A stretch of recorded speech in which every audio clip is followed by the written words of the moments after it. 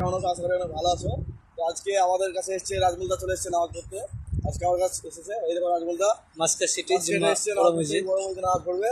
তো রাজমুলদা কেমন লাগছে তোমাকে? অনেক ভালো লাগছে। এই যে এত সুন্দর একটা মসজিদে নামাজ পড়ছো আজকে, এলা ওমানের সবচেয়ে বড় মসজিদে। তো চলো মসজিদটাকে ঘুরে আসো তো। ও চাপে চলে গেল আগে আগে। এই সাইডে রেখে দাও।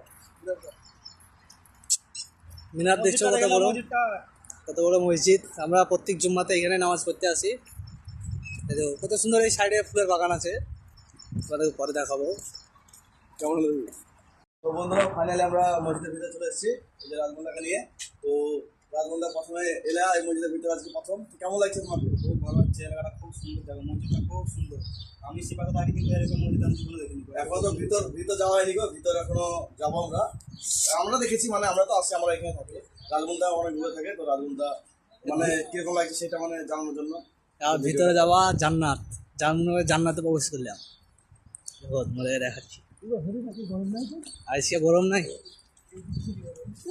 পা পুড়ে যেত তখন।